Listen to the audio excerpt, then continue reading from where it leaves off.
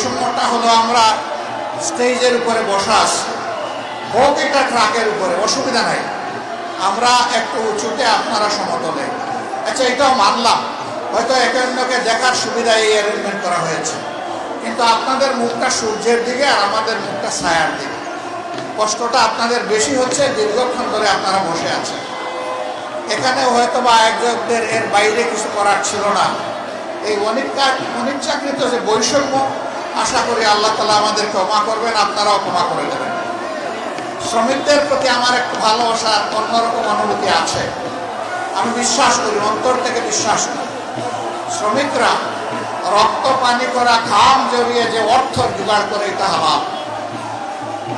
সুতরাং তাদের গায়ের ঘামটা আমার কাছে আতরের মতো।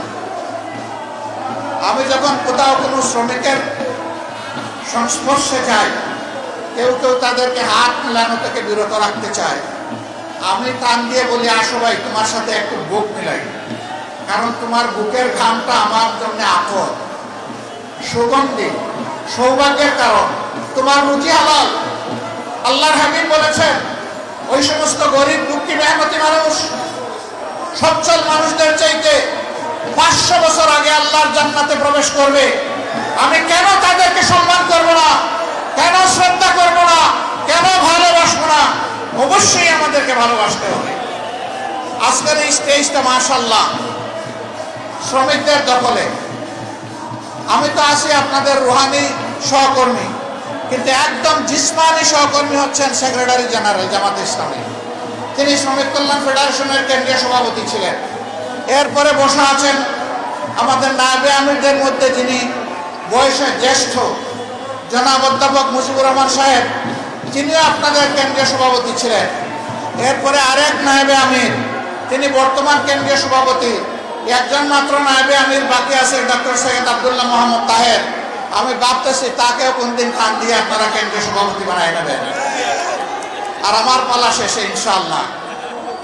কাজেই শ্রমিকদেরকে আমরা কিভাবে মূল্যায়ন করি, এই বিষয়টা আজকের স্টেজে একটা তার প্রতিচ্ছবি। আলহামদুলিল্লাহ, আমরা আসলেই মানুষের মধ্যে কোনো বৈষম্য দেখতে চাই না, এবং মানুষকে তার কর্ম, শ্রম কিংবা শিক্ষা অথবা পেশাগত জীবন দিয়ে আমরা বিবেচনা করতে চাই না।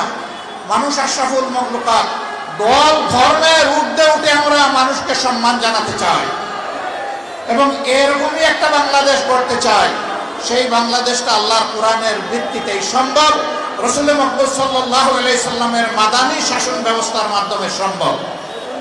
বাংলাদেশ জামাতে ইসলামী এই সম্মান এবং শান্তির শাসন ব্যবস্থা কায়েম করার জন্য লড়াই করে যাচ্ছে। এই লড়াইয়ে আপনারা অংশীদার, গর্বিত অংশীদার। আপামর শ্রমিক জনতাকে এর সাথে সম্পৃক্ত করার এই লড়াই আপনাদেরকে অব্যাহত রাখতে হবে। শ্রমিক বোন এবং গৃহকর্মীদের উদ্দেশ্যে আমি একটা কথা বলতে চাই, আমাদের প্রতিপক্ষ আমাদের বিরুদ্ধে অপবাদ ছড়ায়, জামাতে ইসলামী ক্ষমতায় গেলে মহিলাদের আর কোনো কাজ করতে দেবে না, ঘর থেকে বের হতে দেবে না। আমরা আমাদের এই বোনদেরকে নিশ্চয়তা দিচ্ছি, তারা তাদের যোগ্যতা এবং পছন্দ অনুযায়ী কর্মক্ষেত্রে কাজ করবেন। এখন তাদের কোনো সম্মান নাই, তাদের কোনো মর্যাদা নাই, এবং তাদের কোনো নিরাপত্তা নাই। সেই রাস্তায় ইনশাআল্লাহ তাদের মর্যাদা আমরা কায়েম করবো, তাদের নিরাপত্তাও নিশ্চিত করা হবে ইনশাআল্লাহ। নারী পুরুষ সকলে মিলে স্ব কর্মক্ষেত্রে দেশের উন্নয়নে, দেশের স্থিতিশীলতায়, গতিশীলতায় আমরা সবাই মিলে ইনশাআল্লাহ অবদান রাখবো। সেই সাম্যের সোনার বাংলাদেশ গড়ার সংগ্রাম সেই দিনই আমাদের থামবে, যেদিন মানুষের ঘরে ঘরে সুখ, শান্তি এবং মর্যাদা পৌঁছে যাবে।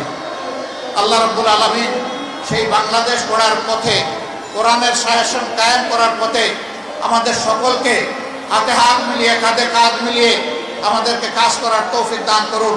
শ্রমিক কল্যাণ ফেডারেশনকে অন্তরের অন্তঃস্থল থেকে আজকের এই বিশাল সমাবেশে দাঁড়িয়ে দুটি কথা বলার সুযোগ করে দেওয়ার জন্যে আমি কৃতজ্ঞতা জানিয়ে, আপনাদের সকলকে ধন্যবাদ জানিয়ে আমার বক্তব্য এখানেই শেষ করছি।